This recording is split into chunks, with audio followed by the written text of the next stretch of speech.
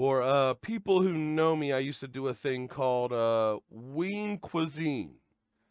I'm a little bit known for the word ween because I am good at hot dog eating contest.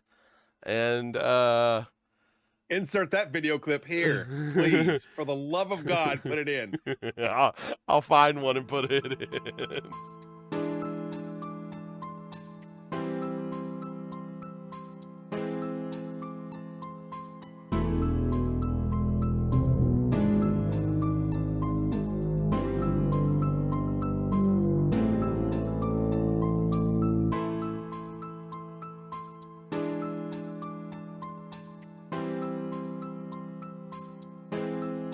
Welcome to the Flavor Savors, a podcast where two donuts talk about a bunch of schnitzel. Here are your hosts, Mike and Dick. What's up, Taterheads? Welcome to the Mash 4th 2022 edition of the Flavor Savors. I'm Dick.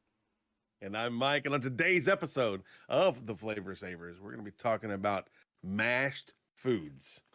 Yeah, we mashing up everything. Everything? Everything. Everything in the club getting mashed. Thing in the club getting mashed. Everything. Man, Everything. well, here's the thing, and I know that we're going to surprise a lot of people. We're not just talking about like mashed potatoes and like mashed carrots. We're talking about everything. Like everything. Meats. Yeah, that's right. Mashed meats. But we also talking about mashed potatoes and mashed carrots. Yes. Because what goes good with mashed meats but mashed carrots and mashed potatoes? I just thought about our savor versus savor. You need to do we need to do a baby food version of a pot roast with mashed carrots, mashed potatoes, and mashed meat. I don't need to eat baby food, bro. I can mash the things and not have it baby food consistency though, bro. Why you gotta make me try to eat baby food though? I got 3 words for you.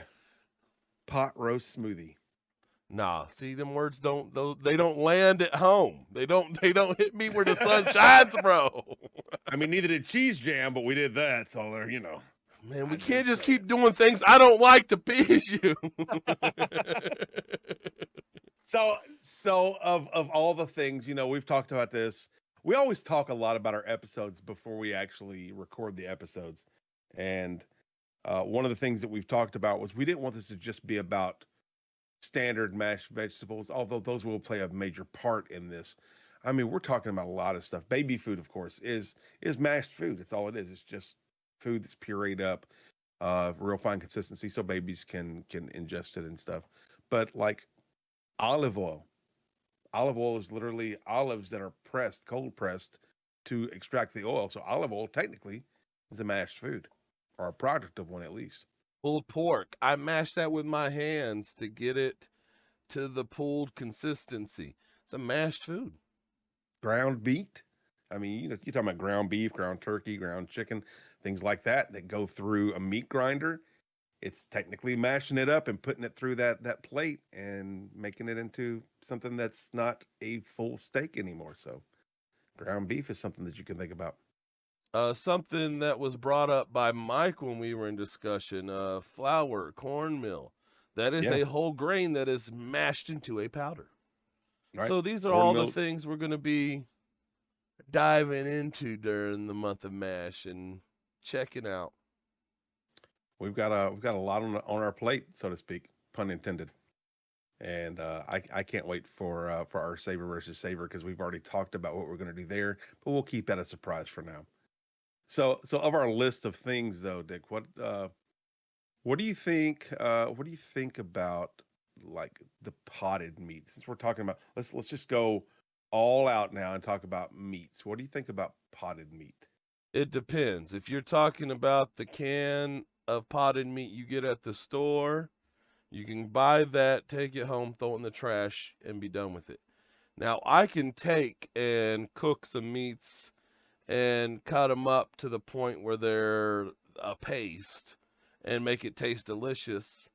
You know, there's pâtés, which are technically potted meats, you know, in the same realm There's things that you could do, but that basic cheapo potted meat, you could throw that in the trash along with cheapo spam and all that stuff. See, I'm gonna have to disagree with you there because I was raised on that stuff. My dad loved potted meat. My mom and dad both would eat Vienna sausages and spam.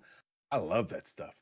Is it garbage meat? Sure. Is it peckers and buttholes? Probably. Is it delicious? Absolutely.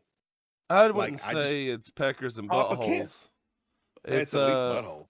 well, no, it's a lot of just the It's throwaway parts, like the scraps that yeah. don't make it in, and extra fat and Mhm. water. But I can make the same thing just better, so I I mean, would eat it sure. my way, you know. Sure, and that's as a homesteader, that's something that we strive for is healthier versions of store bought food. So I mean, I'm not opposed to that. I'm just saying that I do love me some potted meat, and it don't even have to be name brand. It can be the cheapo Kroger knockoff. Kroger not a sponsor. The cheapo Kroger knockoff version of potted meat or Vienna sausages or something like that. I mean, even let's roll it back to liver. Liverwurst is basically a mashed food because it's pig liver that has been ground up and stuffed into a big sausage and sliced up for like deli meat. And I love that. Well, and that's why we were talking about, I don't know if it was on camera or not, but we were talking about you making sure you get as much scrap from Yeah, your pig as you can because then you just boil that, grind it, all yep. the stuff that you do, and then you make your own potted meat. And that's part of what we're going to do is we're going to actually get a meat grinder and sausage stuffer attachment for the KitchenAid. We were going to get a standalone, uh, but Jesse really wants to get one specifically for the KitchenAid, so we're going to start with that. And we're gonna go all out though and get the metal one, the all metal one, not the plastic body one. We're going for Yeah. the good one. I Her mean, parents it'll just got one. work, but if you want more control over what you're doing, then like if I wanted to make a big old bologna, I could right now Right. because I Sure. have the means through the soft sausage stuffer I have. Well, we'll see. We'll see how this one works, and if it does what we want it to do for now, we'll be happy. If we start trying to branch out and it's not quite what we need for what we want it to be, we'll go for something bigger. But for now, it should do us. And plus, the fact there's the space thing. It's going to be a lot smaller than that big standalone that I was looking at for like $150, and that's just the grinder. That's not even the sausage stuffer. Oh yeah, no, I was just talking about sausage stuffer. Now, do you have both? Do you have a grinder and a sausage stuffer, or do you And have them they are all in one separate. kind of thing? Nope. Okay. I want them separate Yeah, yeah. because I never want to stuff sausage through a motorized situation. I always want to be able to control the power that's pushing my sausage, So you've got a manual stuffer, is what you're saying. Yeah, yeah. There was a picture of it on the background of episode 8, I think, I'll just last pop one week. in right here. Say what? Just pop one in right here. Yeah, yeah. I could show it again. It's like I said, it's got a big old drum that lays sideways. You pull a pin and then you lift that up and then you put your meat in, and then you Oh, lay it heck yeah. down, put the back stopper back in, which is connected to a big old hand crank. I'm excited to get the meat grinder and sausage stuffer combo because once the pig goes to butcher at the end of this month, I think it's the end of this month. Um, I mean, we'll be needing some of that stuff. We're just going to get them to do. We're not going to get them to smoke anything. We're not going to get them to do like the bacon. We're going to do all of that ourselves. We're going to cure the bacon. We might even end up getting a meat slicer specifically for that. So we'll have the belly. We're going to do part pork belly and part bacon. We're going to smoke the hams ourselves and the ham steaks and do the liver and the ears and the trotters, and we're not doing the whole head though. I know we've already discussed that. I'm not getting the whole head. Although I might get them to carve the cheek meat out because that's some really good tender meat. Yeah, I've got well, not a nice meat slicer, but like I said, before you buy a meat grinder, let me just send you mine because I'm getting a new one. I mean, go for it. It's a $60 meat grinder that has put some work in, and she's She's not in the beginning of her life, but I don't think she's at the end of her life either, you know? She's in her prime. Nah, she's hurting. she's past her prime, but she's still got a little work in her, right? I done put her to work. She been pushing meat for a while, bro. No, we're talking about sausages and making sausage and whatnot as part of our mashed foods. That kind of ties into potatoes because an old Scottish dish is bangers and mash. In fact, we had some when we were in Tennessee. Destiny's husband is from Scotland, and he made us some bangers and mash. It's pretty good. And not that I'm criticizing this food, but I can make it better, and I have. And I would love to try that from scratch with a homemade sausage and homegrown potatoes from the garden. I would love to just do everything from scratch and see how good I can get it, because I feel like I can get it pretty good. Well, and here's the thing that people don't realize about making your own sausage and making your own hamburger meat and all these cheap ingredients that you get from the store, cooking a brisket out, stuff like that. It is so much cheaper when you do it yourself. Like, I make ground beef that is mostly brisket, and then I use a couple nice roast pieces of beef to put in there just for one's for flavor and one's for fat content. Right. And it is some of the most delicious ground beef. I mean, you had it. Oh yeah. It Oh yeah. is amazing, and it's by the pound. It is cheaper than ground beef that in the tube that you get at the Wally World Marts. Right. Yeah. It And it's is better. now I Less will preservatives. say it's only 7 to 10 cents cheaper by the pound. But that's Yeah, but 7 to that's 10 still cents. Yeah, that's still cheaper. we're talking 20, 30 pounds of ground beef that we might go through in a month or 2 months or whatever. That works out over time. That works out to be a great deal of money. And in a lifetime, that's thousands of dollars. Not only that, but I'll take a 15-pound brisket, take 10 pounds out of it, take the other 5 pounds, make a roast, ground the little armpit part of the breast, not the little Oh tapered yeah. part that's down here, but this whole chunky here. I'll grind Right. that, and that way I don't have to deal with that weird change in Yeah. the way the meat goes. Well, that's And part of the scrap that we were talking about before too. yeah, and then well, when I smoke one, I leave that on too. I don't. Oh I yeah. I don't trim the fat or nothing. People are like, you don't trim the fat. I'm like, I'm not selling it. Why would I trim No, the that's fat? flavor, man. Yeah. That's flavor. I understand if you own a restaurant and you're trimming the fat because you don't want to just sell people fat even though it tastes better. But it's just Right. kind of a waste of poundage. So yeah, trim the fat off, I get it. But Sure. this is home food, son. That fat stays. Oh yeah, it's got to. You lend to that flavor, and it makes it taste all the better. Even when you're putting it in the grind, like if you did decide that you wanted to trim that fat, you put that to the side and put it in your grind for sausages and ground pork and stuff. Well, I was gonna say because when you get your brisket, you cut the 10 pounds off. Usually what I do is I cut the tip and I don't cut the full 10 pounds off. And then I go ahead and I cut all the fat out, the middle cap, all of it. I chunk all my meat up and I separate it out because I want to weigh everything. I want 1 pound of fat for every 5 pounds of brisket, for Right. every 2 pounds of round, for every 2 pounds of chuck. There's a ratio, a golden ratio that I go through in my hamburger, and that makes a 95% lean burger. By the way, You got to my send me that information. We need a spot in our Gilded. By the way, if you're not in our Gilded, make sure you join that. It's gilded.gg/TheFlavorSavors. You got to send me that information in there or put it in there somewhere so that I have that when yeah, we do get our meat grinder.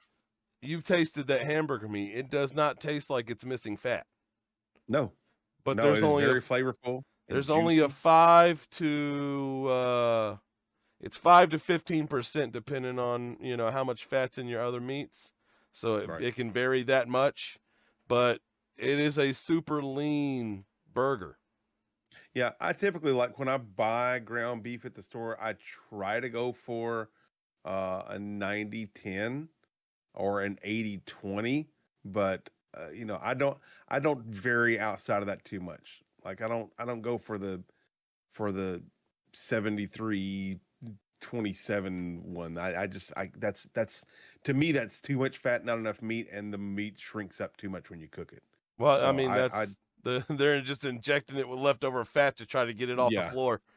exactly. So I try to stay away from that stuff. Um, Now we keep talking about meats, and trust me, I do love eating meat and ground meat and potted meat and smoked meat.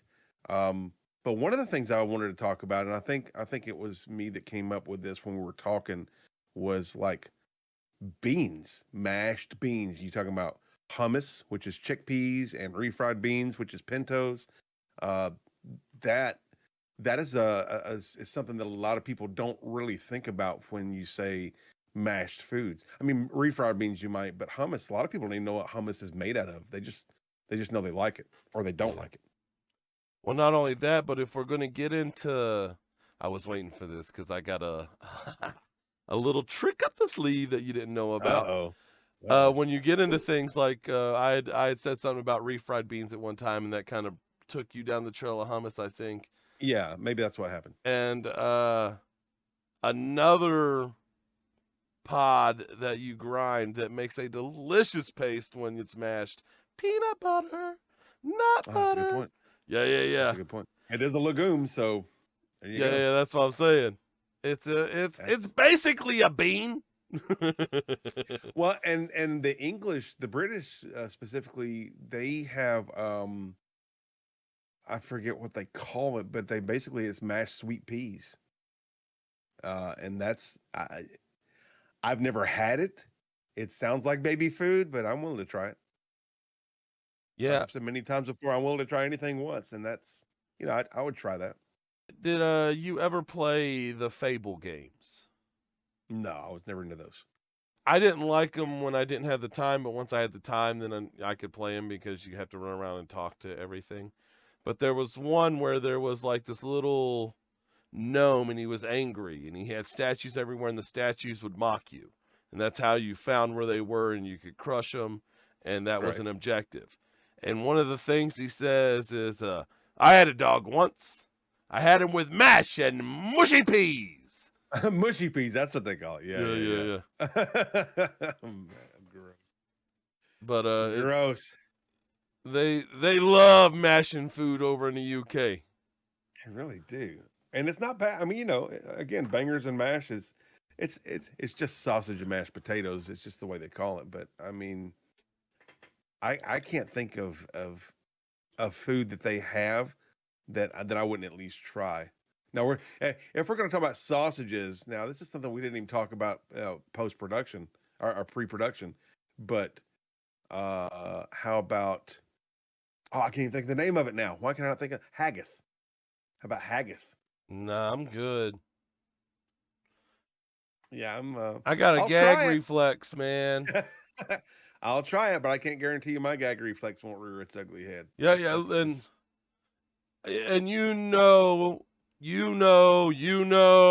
he knows, I know, she knows, everybody knows how I feel about fish. If yeah. someone comes up to me and says, no, no, you haven't tried my fish, you'll like it. I'll go, all right. Nah, nah, nah, blah. I'll do it. No, I don't like it. Yeah. I'm proving a point here by eating this fish and vomiting on your table. I don't like fish. Well, Maybe you'll it's not understand even next time. that. I'll literally try anything, but don't. Yeah. If someone says, here's haggis, I'm not going to say, nah. Like we were talking about brains, and I was like, I'm not eating brains. If someone was like, here's brains, I'm like, I'm going to try it. I mean, if you've ever tried it before, that's the thing is I'm saying I will try it once, and I may try it from somebody that I've known all my life, and they go, "Oh man, I've been eating this all my life. Trust me, it's good." And I'm gonna eat it and just absolutely hate it. I may go to your house and go, and you go, "Hey, try this." I'm like, "Yeah, I tried that before. I wasn't really a fan. Try it." I mean, if you insist that I try it, I'll try it. But if you go, "Okay," like I'll tell you, I'm not a fan of it. I've tried it before. It's just not in my wheelhouse. Not a fan. If you ask me again to try it, I'll try it out of courtesy. But you know, I will let you know up front that there's a good possibility that we might be cleaning up a mess as soon as I try this stuff, or very soon after. Or people who know me, I used to do a thing called ween cuisine. I'm a little bit known for the word ween because I am good at hot dog eating contest, and Insert that video clip here, please. For the love of God, put it in. I'll find one and put it in. I'll find the one of me just down in 2 hot dogs. Yes, the Uh, J Mitch stream. yeah, yeah. Uh, I won't put the one where I did with Coleman, and I'll just no. or the corn. I'll leave the corn out of this. Yeah, leave the corn out of this. Please leave the corn out of this. We want to stay on YouTube for a while. But the ween cuisine was just a giveaway of food that I did. It was a play of word on ween and lean, blah blah blah. But I can't remember who it was, but someone who won. The thing that they wanted involved mushrooms. And they said, just leave the mushrooms out. I don't like mushrooms. I was like, Was that Nova and her husband? I don't remember. I want to say it was. I don't remember who it was. I remember us talking about this. But they just said, leave the mushrooms out. I don't want them. And I was like, no, actually, you won the mushrooms. I'm going to cook them, and I'll just put them on the side. They'll just be in their own separate bag, cooked separate from everything, but I'm going to cook them. Because you're gonna know what real, actual cooked right mushrooms are. Right. And if you don't like them, throw them away. If you don't want to try them, throw them away. I don't care. They'll be in their own separate bag. You can just go, oh, and I'll never know, and I won't care. You throw it in the trash, stick it in places where sun doesn't go. I don't care what you do with the things when you win, but you're gonna get them. So I said I froze them, I cooked them, froze them, sent them out. And it was probably a week later that got back and they were like, I actually tried the mushrooms, even though I don't like mushrooms. Those are pretty good. I was like, see? You just need it done right. Yeah, that's like my oldest son. He did not like mushrooms, and he went on this vegan kick for a while, or vegetarian kick rather, for a while. And they were coming to spend the weekend. Him and my other son were coming to spend the weekend, and it was during the summer. And I said, "Let's grill out." And they're like, "Great." And Michael said he wanted burgers, and I said, "Okay, we can have burgers." And I said, "What do you want?" And he's like, "I don't know." And I said, "Well, I know you don't like mushrooms, but you need to try a portobello cap, like one of the big burger-sized portobello caps." And he's like, "I'll try it." And I grilled it. And, cut the gills out of it and trimmed it up a little bit and coated it in olive oil and salt and pepper and grilled it. And he loved it. And he still won't like actively ask for mushrooms, but he knows if mushrooms are in something, he's not afraid to eat it. So it's just a matter of trying something, the right way. Yeah, that's why it's so important to cook things right, because some people who think that they don't like something, they just actually don't like the way people have been cooking it wrong. Which Like liver. Liver, mushrooms, fish a lot of times, because that's what everyone thought that I threw up with fish. They're like, no, you just need it done right. And then I went to Maine and got fish and was like, no, that still made me puke. So what's the deal? They just pulled that guy out of the ocean a few minutes ago, and he still tastes disgusting to me. So yeah, it's just you just don't like fish. Some people just don't like certain foods. It's just the way it is. Now we've talked about meats. We've talked a little bit about vegetables, but let's hit back on the vegetables a little bit. We do keto sometimes. When I say sometimes, I mean we try to do keto a lot, but then we fall off the wagon a lot. So we do potatoes. But one of the things that we have in the fridge right now that we're going to try in place of potatoes in specific dishes is turnips. And mashed turnips and rutabagas are real good. My grandmother used to do mashed rutabagas, and man, I love them. I don't know what it is about the way she cooked them. Maybe it's just the extra butter content. Maybe she threw a little pinch of sugar. I don't know what she did, but man, I love rutabagas and mashed turnips. They're excellent. I like mashing all kinds of stuff. Squashes, pumpkins, Yes, uh, carrots, carrots, of potatoes, course. peas. The little inside parts of the corn when you cut it off the cob that you have to use the back of the knife to get out. I don't know if that's considered Yes. mashed, but that's my favorite part. Well, Um, let's include that in mash. Let's include that in mash because my mom and dad. I mean, my mom. It's called cream corn now, but back in the day when my mom made it fresh, she just called it fried corn because she would cut it off the cob, use the back of the knife to scrape out all the inside parts of the kernel to where the cob was literally just a dry cob, and throw it in a pan with some butter and fry it basically. So I would consider that a mashed food, sure. yeah, creamed corn has a little more to it though. Oh yeah, there's cream in it. I mean, there's Yeah, actual cream in cream corn, but because my grandfather's girlfriend used to make because they would get tons of corn. I don't I don't know where they got it, but they never paid for it. So they would always just have like pounds, like black grocery bag or black trash bags full of corn on the cob. wow. And so she would just sit there all day, just frink, get it all off the cob as soon as it came in. And then some of it would be canned as just corn, and some of it would be creamed, and some of it would be frozen. It got Right. dispersed about 12 different ways. Well, you know that they make a tool for that now. It's kind of like an one of those apple slicers with the It's core not in the it's middle. not good. It's not good. I've never tried one before, but I've Use a seen them. knife. Yep. Nope. Yeah, I They're mean, not I good. just use a knife anyway. I'm very much like Alton Brown when it comes to unitaskers. I don't have anything that can't be used for something else too. Me and you You were know what I just mean? about to talk about the exact same thing at the exact same time. Yeah, death to Um, unitaskers is his motto for that. I got it knowing it was going to be unitasker, knowing unless it had a collapsible ring that it was going to be junk. Yep. But I have an elderly person in the house that when she eats corn on the cob, it hurts. So I got it more for her, but also to see about it, just Just to to make test the sure. water. Yeah, and it is garbage. I mean, it does the job, but I still have to go back in with my knife in the back of my knife and clean that cob. Yeah. So just use your knife. It's it's better. It's easier. Now Well, we've also talked. Alton Brown, before we move on, his trick is big bowl, upside down little bowl, Yeah. best way. Yes. 100%. I've seen the trick where people use a bunt pan that makes more of a mess because it's not the bunt pan doesn't flare out far enough to catch all the stuff that flies off of it, so it makes a huge mess.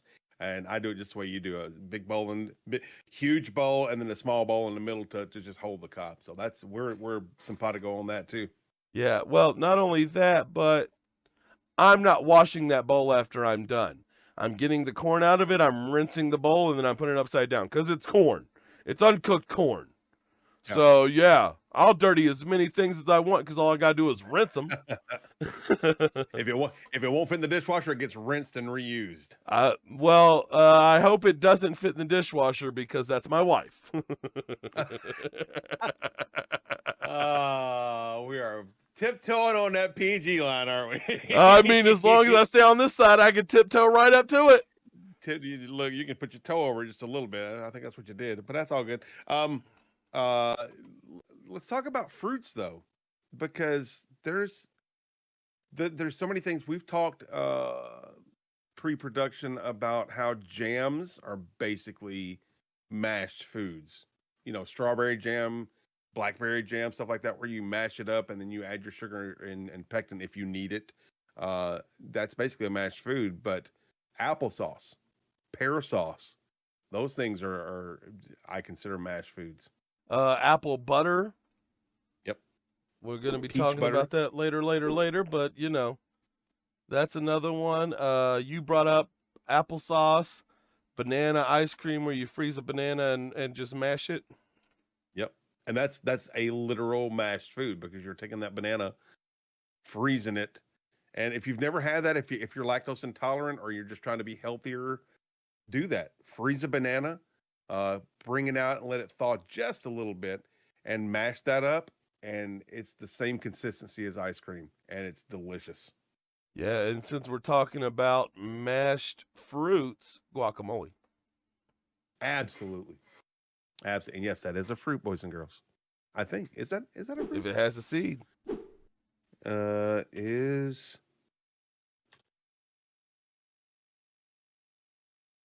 Is avocado a fruit? Is an avocado a fruit? Yes or no? Yes. Technically, they are a fruit, not a veggie.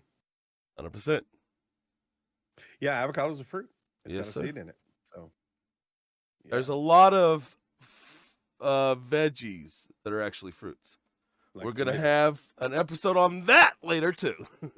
Yes, we will. Trust me, the episodes we have coming, I say this all the time, but it is amazing. We've got so many episode ideas that they're going to roll over into future years. Hopefully. Like next 2023, 2020. Yeah, if we're still doing this thing in 2-3 years, we've still got some content that we're just kind of hanging on the line back there going, okay, well, we'll talk about that next year. Yeah, We'll hit on it a little bit, but if I can deal with this guy for another 3 years, and he can deal with me for another couple years, because after a couple years, that's it. I don't know. We've dealt with each other for this many years. I mean, Yeah, but man, I'm getting tired of your crap. No. well, you know, you can stick it in your donut. That's all I gotta say. Yeah, I usually do. Yeah, you do. It's usually the first place that it gets stuck. Exactly. Asparagus. Asparagus. That's my new Stan Lee. Shout out to Stan Lee. May he rest in peace. You can mash asparagus if you want it. I don't know how that's gonna go, but we'll see on the next episode of the. No. Again, we're getting close to the end of the episode. We're not quite there, but we always come around to something that's completely random and sounds gross. Yeah, and that's one of them. I'd like to rewind back to baby food because we didn't really touch on it, but I have never had a baby that ate out of the jar baby food unless, like, I was awarded some by the state via a coupon. Right. And I had to get it via that coupon, and then I'm not going to waste. But even then, usually I would take it to like a church or something. Food bank kind of thing. Because I would much rather just go get fresh food and cook it myself, put like literally 4 or 5 grains of salt per pot of food. Because babies don't taste salt that well, but you don't want, you want to cut a little bit of bitter. You want that little bit of chemical reaction in there, especially with things like spinach. And then there's a specific way that I'm going to teach you guys about babies. So you always start with the cereals. And as soon as they go, you're eating food? That's when you start giving them food. Yes. Bram was 4 Absolutely months. Agreed. It's different for every baby. They're like, oh, it's 6 months. Whenever they realize that you have food and that's what this is, they're ready. They're mentally ready for it. And then you start with the cereals, and you do this to test for allergies. And this is the only reason you do it. You start with the cereals, and you go through barley, rice, oatmeal, whatever order, it doesn't matter. But make sure you go through all 3 of those first. And then you're going to go through all the bitter vegetables. Because you don't want a baby to taste sweet before bitter. Because then they won't want the bitter. If they have the bitter first, they don't know about sweet yet. Right. They're Exactly. they're dumb little babies, and you get to mold them. So you go through your That- greens and your cabbages and your gassies. Be careful with them because it'll make them gassy and fart and cry. But if you don't mind the baby having a little bit of, give them a little. It's not going to kill them. Don't give them too much because colic is a real thing, boys and Yeah, girls. yeah, yeah. Not too much, but a little. You can give them a little. You can give them a little bit of that taste. Spinach usually doesn't do it. Usually it's like the broccolis, the cabbages, things of that nature. All those brassicas. Yeah, yeah. Then after that, you go into your fruits. Then you can give them the sweets and stuff after you go through the run of vegetables. I mean, that makes sense. Yeah, It does make sense. Move through the stuff that they may not like into the stuff that they absolutely will like. yeah, because then you end vegetables with oranges, with carrots, pumpkins, and sweet potatoes, and Anything orange. yeah. The big one is what's that squash? Butternut. Butternut. Yeah. The big one is butternut. Lots of butternut. Let them have as much butternut as they can handle because it's so good for them. Yes. And then after And that, it's you go delicious. into your fruits, and then you start going into the sneaky stuff like the stuff that they could have allergy to, like peanuts. You always save that Right. for last because if something happens, you need to be no, we're good. Right. Now you said you were talking about the barleys and the wheats and the oatmeal and stuff like that, which made me think about something that we kind of discussed in passing prior to recording, and that's grits and cream of wheat. Those hot cereals, which as a Southerner growing up, that was some of my first foods. Scrambled eggs and grits, for breakfast was some of my first foods as a baby. Outside of the baby foods, because we didn't really do a whole lot of baby foods. I think it was the baby food rice cereal and stuff. But my parents were the same way. They fed me whole food, and I didn't get a lot of jarred baby food as a baby, as an infant. So like grits and scrambled eggs and stuff like that were very much staple. And going back and talking about when we talked about cornmeal and wheat flour earlier being part of the mashed food groups that we're talking about, grits come from corn. In fact, grits are a coarser form of cornmeal. They come from the same place. They come from dried corn that's ground up. So if you ever get a food grinder, which I've got a manual food mill, green mill, you ground that up, and whatever is left over from the cornmeal, the harder stuff that won't go through, that's grits. That's whole grits that take like 20, 30 minutes to cook good. Not the 5-minute quick grits that you get in the grocery aisle. Yeah, and you give that mashed potatoes, the mashed up oatmeals, all that stuff. But you make it yourself is my biggest point. And then Right. after you do your nuts, then you get to go into the world of meat. My son was eating filet mignon at the age of 6 months because I would sear it up. Like I said, maybe 2 grains of salt, no pepper, nice hard sear on it, and a little bit of just like vegetable oil or something, just no flavored junk. And then after it's fully cooked, chop it up, grind it with some water, freeze it. He's So got you made baby him a food, filet mignon potted meat. Is what you did, pretty much. And pretty much. I ran through all the pork, chicken, turkey, beef. Then we started going into little bits of fish, not much. It was like I would make my wife a fish and take a little chunk of fish and mash it up and be like, here, you like this? Oh, you don't really like that, do you? Okay. That's fine. It's like fish sticks. That's basically just kind of mashed up fish that's been reformed and breaded and fried. It's fish sticks. So that's how you figure out if they like fish. Yeah, I never did fish sticks because that is the asparagus, in my opinion, of fish. It's like it's the donut of fish. And Yes. this is not good things I'm saying right now. That's all the peckers and buttholes of the fish.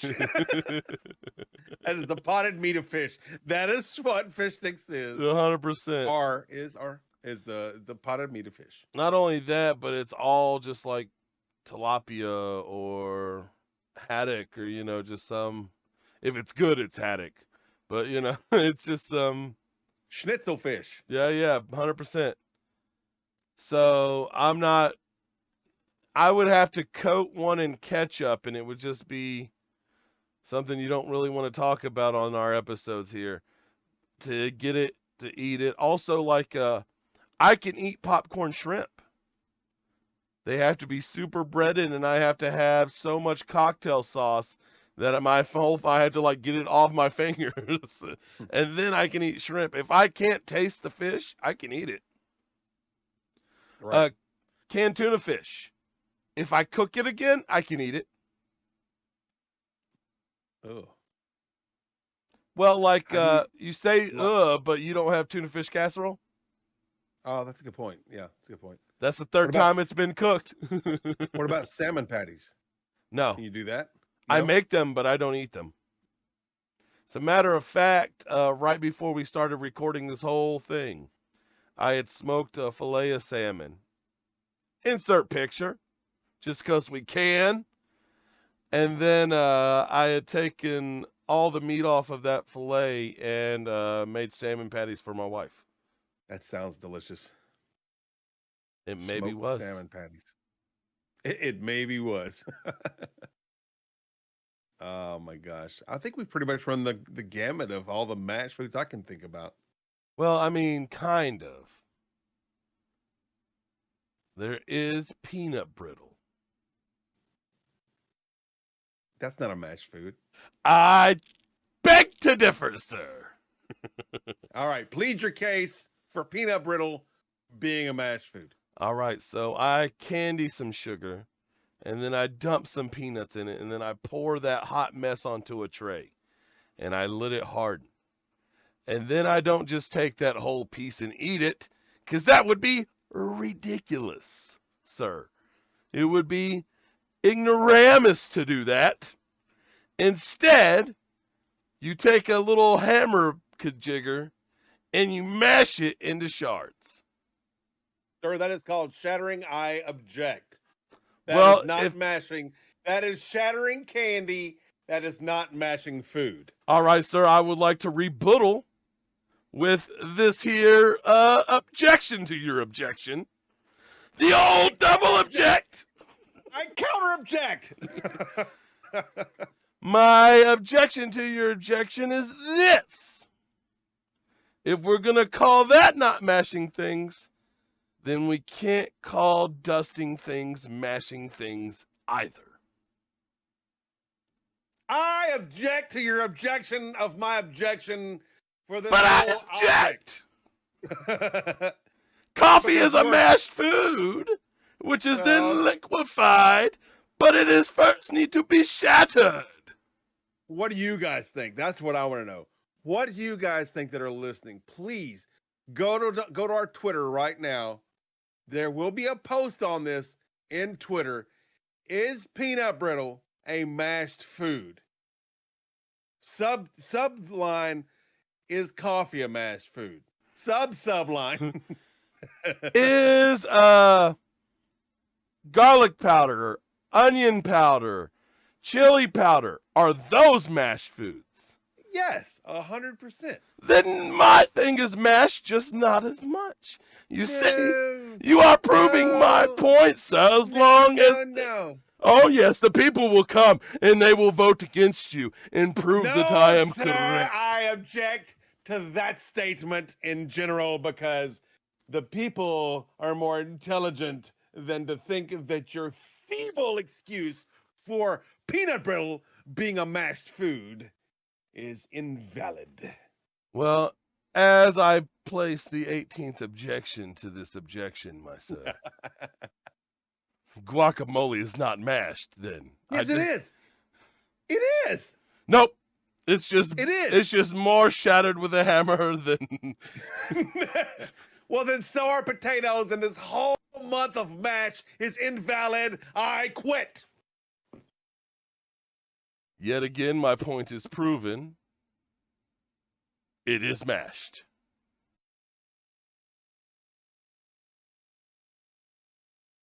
Like I said, No. it's a borderline thing. Peanut brittle could be considered a mashed food. I don't think so. Yeah, but it could be, because I mean, you just have to define where the line is of how much you have to mash a thing before it's mashed food. I mean, my Nissan pickup could be a boat too, but it's not. No, because one of the things that a boat has to do is float. Your Nissan pickup can't do that. Right, and one of the things a mashed food has to be is mashed, and peanut brittle is not. It is though. You mash it with a hammer.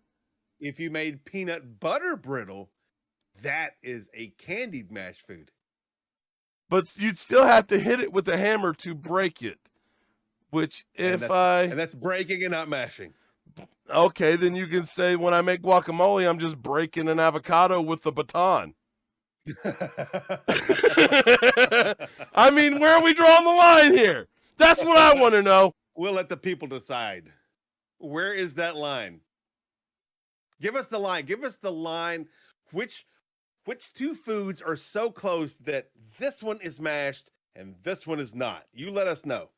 Yeah, we'll discuss it on the Flavor versus Flavor episode. Sounds good. That sounds really good. Well, actually, Now I'll have to. The poll's coming out early. You've already done the poll. We already know the answer by now. That's right. And when you'll find out next week when we talk about it. Yes. But also remember, we want you to talk about candies that are broken via hammer, things that are dusted. Powdered. Yeah, powdered. Yep. Coffee. Tea. Are these mashed? Tea is mashed with a knife. Technically, I mean, if we're going to go that route, we're going to get super technical. Technically, olive oil is not a mashed food. It is a byproduct of a mashed food. But, you know what is a mashed food? Tapenade. And we haven't even talked about that yet. What would you top it on? Olives. Oh, you top it on anything, huh? Yeah, you top it on fish, which you don't know anything about because you have this gag reflex. Bah.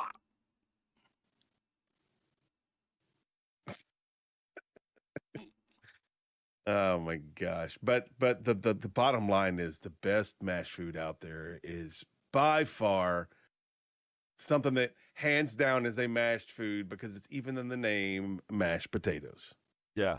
Like we That's kind the of best. talked about it a little bit before, that the world of mashed potatoes is limited. It can go top, bottom, left, right, filling, pasta, boat. It can be anything. It can even be a boat. It can even be a boat as long as it floats. Will it boat on the next episode of the Flavor Savors? The twice baked potato skin, will it boat? The answer next week. Probably not. Because Probably this not. guy answer. is going to try it. Nah. I promise you. No, but if they've made it this far, I do want to talk about some of the things we are going to savor versus savor. I want to leak All at right. least one thing each of something we are going to savor versus savor. What do you want to? Which one do you want to leak? You tell me. You tell me which one you want to leak. Of Okay, yours. well, since if they've made it this far, then they deserve this. I'm making fully loaded baked potato lasagna without pasta. My noodles is going to be cheese, but what I'm going to do is I'm going to make a layer, put cheese on it, put it in the oven, get that cheese crispy.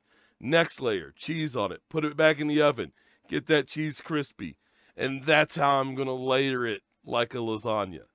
And Oh, it's just brother, I gonna wish you be could send me some loaded. of that. Yeah, yeah. It's just gonna be loaded mashed potatoes, and I'm gonna mash Mm. all the parts because I'm gonna mash some meat. I'll probably do a ground beef video. I'm gonna mash the potatoes. I'm gonna mash the cheese into a cheese grater. I'm mashing everything, baby. Well, if we're going to talk about layers and multiple mashed foods in the same dish, I have to tell them about my shepherd's pot pie. Now, I say that because a shepherd's pie is ground beef, vegetables, mashed potatoes. I do it a little different. I take the ground beef and the vegetables and cook it all together like a pot pie filling and put that in there and then top that with mashed potatoes. But I'll have ground beef, I'll have potatoes. Well, I actually may have turnips in the pot pie filling. I'll have carrots. Then I'll have the roux that makes that the binder, the gravy, which is made from flour, which we've determined is a mashed food. And then it'll be topped with mashed potatoes, and that'll probably be topped or at least incorporated with cheese. So we're gonna have both of us are gonna have a big dish of mashed foods that have been constructed into something totally different because we're stupid and we do things like that, and it's delicious. So come at us. Not only that, but after editing episode 8, um, I'm in love with giving you guys background footage of us cooking things. It has become my new. We're gonna mute that. All you guys heard was bleep. You don't even know what I said, but it's my new. I do. It might be mine too because I Yeah. really love the stuff that's going on behind us when we have that stuff. So I'm gonna have my videos of my things, but I'm also gonna have videos of me just mashing other things. This is my new January. I went all out on the dumb jams. I'm mashing everything, baby. I'm mashing it all, baby. I'm mashed man. Hey, while we're at the end of the episode here and we're talking about shout outs to previous episodes, let me give a shout out to this guy over here. He does all the editing for the shows, the video, the audio, the whole 9 yards. And the fact that episode 7 had both of our smokers combined into one, brilliant. I saw the picture and I'm like, that is absolutely fantastic. Mind you, his smoker is bigger than mine. It's also made out of cast iron and mine is stainless, or not stainless, but mine is steel. But it was amazing what he did. I'm in love with that picture. I want to frame it and put it on my wall somewhere. Stop. No, no, no, no. I love you. No, I love you. No, I love you. No, Oh also my gosh. shout out to the creative adult. We're going to be featuring more stuff from that on here probably because I'm probably going to get some things, pot holders and whatnot made and things like that. That's my fiance. Yeah. Also, shout out to our announcers who are DJ Blue and David Guffre Also, shout out to our musicians, Moonraccoon and Jon and Cabral. Jon Cabral. Man, those guys. Thank you guys so much for helping us produce these episodes every week. We appreciate you more than the money we've paid you. Yeah. Or we'll pay you in the future because we haven't paid yet. Well, I've Yes, paid one. maybe. But when I edit this, I usually edit me and Mike first, our back and forth and the cut-ins and anything that goes behind us in front of us. And then at the end, I put everyone else's stuff in. And it doesn't feel complete until I've added Moonraccoon, Jon Cabral, David Guffre, and DJ Blue. Until those 4 people also come into the episode, it's just an empty episode of me and him talking. And if you've been watching on Twitch this whole time, you've been watching that over here the entire episode. It's just a constant roll of credits. And we do that because we want these guys to be known, these ladies and gentlemen to be known from the top of the episode to the bottom of the episode because they're amazing people and we appreciate them all. Yep, that's why I put them in the front credits. I put them in the back credits. That's why we invented credits, just so we can show them off a little bit. And with that said, we would like to thank you for watching this episode. We appreciate your views. We appreciate your listens on all of the places that you listen to your podcast. Do us a favor and go to our social media and let us know where you watch and or listen to us the most, because that helps us to know where we should focus more attention. And with that said, I am Mike. And I'm Dick. And this has been Flavor Savors. We appreciate you. Thank you, guys. We will catch you in the next episode. Thanks for listening to the Flavor Savors podcast. Be sure to follow us on our socials listed in the show notes below. We'll catch you next week with our brand new episode.